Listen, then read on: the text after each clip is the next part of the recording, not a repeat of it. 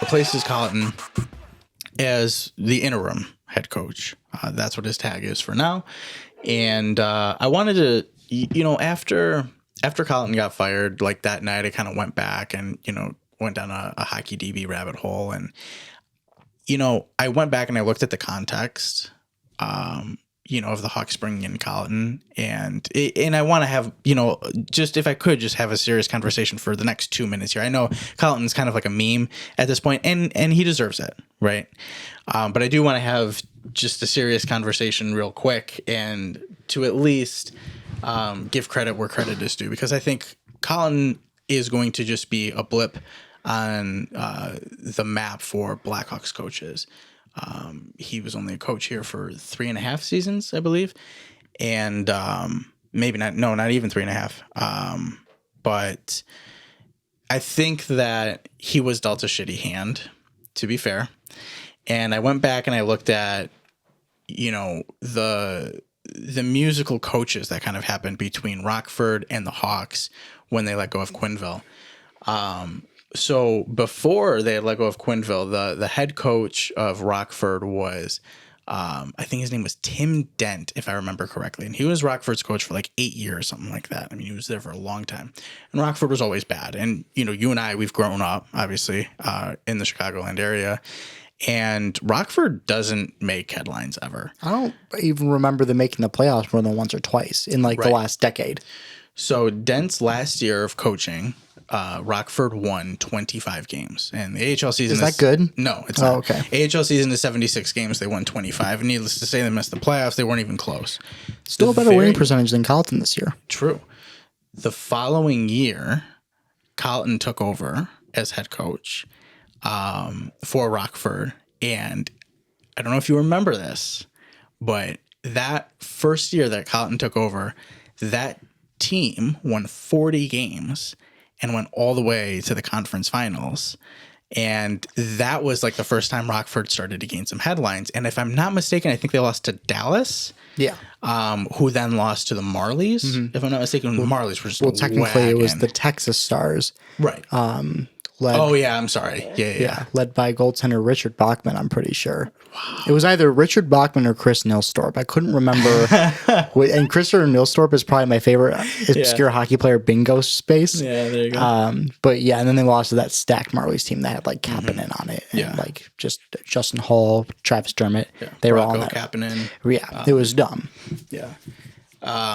So Colliton takes that team. They win 40 games. And I went back and I looked at the roster.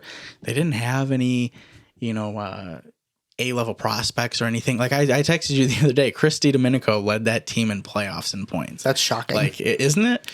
So when I saw that, it made a lot more sense because the very next season, Quenneville was fired.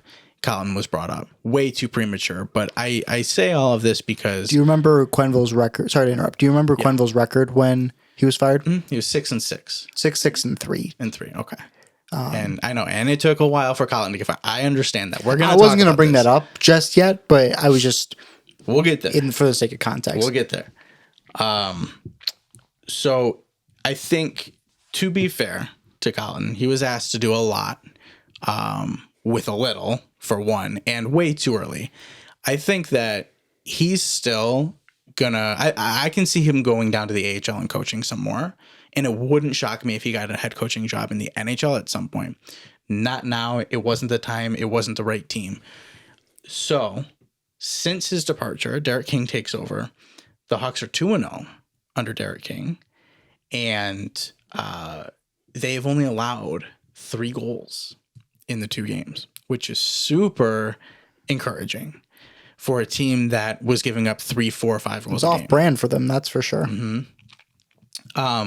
So I don't know how much of the games that you've been able to watch so far, but what have been your initial impressions of just the team, just the play on the ice?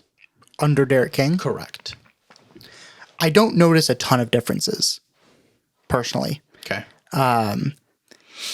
what I do know is, sorry to interrupt. You don't notice a ton of differences in the way that they play, the systems, the result. Like what is it? Well, obviously the results are different because they've already won more games under King than they have under Colliton. It only took them 2 games.